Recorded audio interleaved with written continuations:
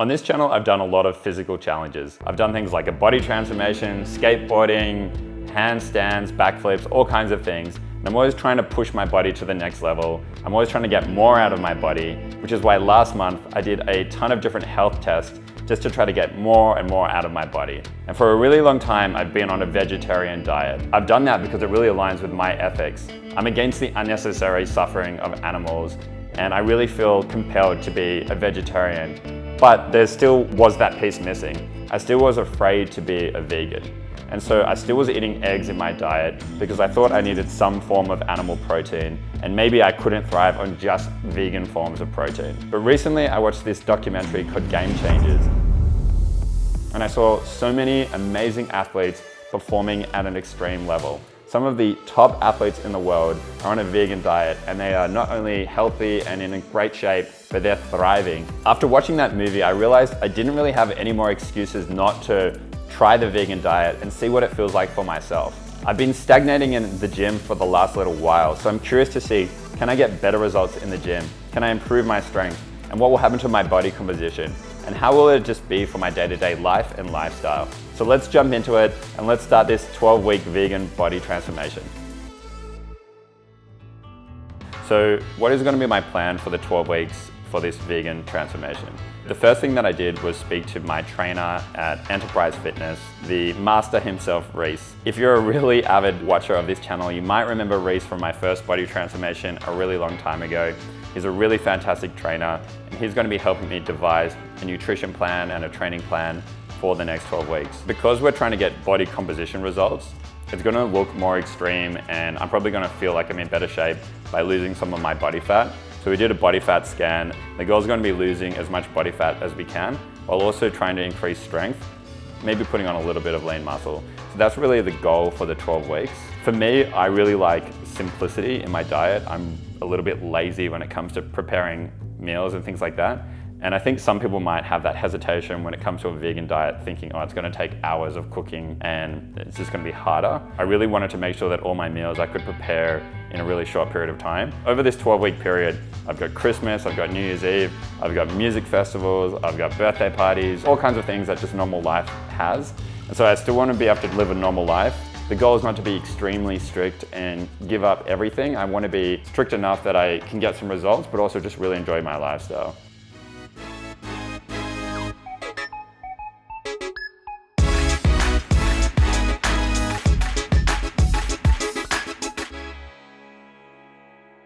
So what do I eat every day on a vegan diet while I'm trying to get amazing results for a body transformation? How do I get my vegan protein? And how do I keep things super simple? I want to run you through what a typical day of eating looks like. There's a lot going on here, but it's actually pretty simple. So firstly, I have 5 kind of core meals a day. And in each meal, I have a protein source, a carb source, and a fat source. Pretty simple. So my typical carb meal would be a bowl of rice, maybe 120 grams of rice. I might have jasmine rice, basmati rice, brown rice. I recently read that you don't want to have too much brown rice because it actually has a little bit of arsenic in it. So you do want to mix up your rice. I'll add a bit of olive oil, so I've got my fats. And then for flavor, I might add some really high quality salt, some greens powder that tastes like chocolate, or greens powder that tastes like coffee. These things are amazing. They make the rice taste like chocolate pudding, so highly recommend these. And then I might add some spinach as well. But again, you don't want to eat too much spinach because of something called oxalic acid. If for whatever reason I'm on the road or I want to mix it up, sometimes I'll change my carb meal to sweet potato. I might have double what I'd have typically with rice. And this frozen sweet potato, you just put it in the microwave for 3-4 minutes. Super easy. If I'm on the road or at a music festival or something like that, I can bring rice cakes with me. And then for my fat sauce, I can just dip it in peanut butter. Really, really easy. It might sound a bit boring, but trust me, if you try it, it actually tastes amazing, particularly the chocolate rice pudding thing, so good. And then I have a protein source 5 times a day. And so my typical protein source will be a pea protein shake. So I'll have that with each meal. But then in meal 3 and 5, I have something called lupin flakes. So lupin flakes are amazing, really. Per 100 grams, they've got 40 grams of protein. So they're really high in protein. They taste kind of like rice or couscous, if you know what couscous tastes like. I have about 100 grams of lupin flakes. And then I'll add in something like a chili pasta sauce to give it a bit of flavor. And so that's my protein source for the day. And so that's basically what I'm eating every day. And so I'll eat meal 1 when I wake up, meal 2 after gym, meal 3 when I'm hungry in the middle of the day, meal 4 when I'm hungry in the afternoon, and meal 5, before going to bed. And then if I'm hungry throughout the day, for snacks, one of my favorite things to do is throw some asparagus or broccolini in an air fryer. You just throw it in, you put it in for like 6 or 7 minutes, and you come back and you've got crispy, amazing veggies that you can eat. I've also got things like snow pea or mini cucumber. If you want another snack, I also eat 1 Brazil nut every day because apparently it's good to have selenium. Kind of funny. If I'm like tired or if I just kind of want a bit of a treat, I like to treat myself sometimes with an energy drink or a 0 sugar soft drink like soda water. Instead of coffee, I might drink a mushroom tea. I might mix up the pea protein. I'll sometimes have like a full amino acid profile protein source as well. Make sure that I'm getting enough leucine in my diet. Every vegan protein has some leucine, and if you're having this amount of protein, you're probably going to be getting enough leucine, so you're getting the full spectrum of protein sources. In terms of like my core supplements, I'll have creatine after a workout, one of the most studied supplements in the world, really good for putting on muscle. And then some of my core supplements, I'll have magnesium before going to bed. That helps with recovery and your sleep quality. I'll have vitamin B12, vitamin D, and omega-3s. So these are things that you might miss as a vegan. So really important to find good supplementation for that to make sure your body's really healthy. And then vitamin D, because I am vitamin D deficient. There you go. That's a pretty typical day. There seems like a lot going on here. And it might seem a little bit boring or a little bit too structured. I actually genuinely love all of these meals. Like I look forward to every single meal. If you're eating a lot of sugar and processed foods, then your body's gonna crave that processed food. But once you get rid of it and you're eating a lot of whole foods, your body actually starts to crave these types of food. So it might take you a couple of days to wean off a diet of processed food, but you actually might find that you love this food and you really look forward to it. But yeah, that's a typical day of eating. But then of course, to get really good results at the gym, eating is only one portion of it, and it's a big portion, but we also need to train really hard at the gym too.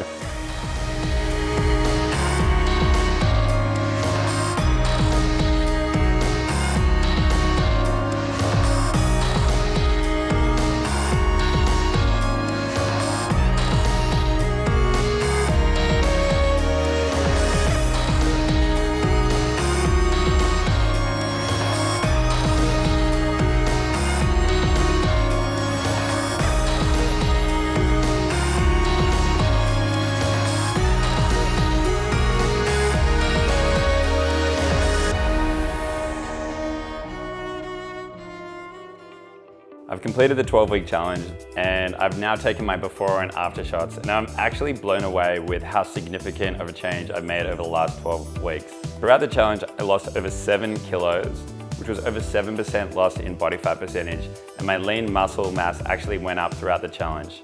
And not only that, my strength also went up throughout the challenge, and a lot of my lifts are the strongest that I've ever been for my life, even though I'm 7 or 8 kilos lighter than I was the last time I was lifting that much weight. Overall, one of the crazy things was it wasn't super difficult. I didn't find myself being very hungry all the time or finding it really inconveniencing my lifestyle. I actually really enjoyed the food that I ate. And if I did want to eat something off plan, like vegan curry or a vegan burger or things like that, I did have those meals. I just tried to make sure to go back to the plan afterwards, but I still got to enjoy a bit of variety of food into my diet. Although I got really good results, I wouldn't say that a vegan diet is necessarily a more superior diet for gym results or health results. From the research, it's still a little bit unclear, and there does seem to be obviously a lot of people that are really healthy on a meat diet, although there obviously are potentially some risks associated with meat, whether it's heart disease and different things like that.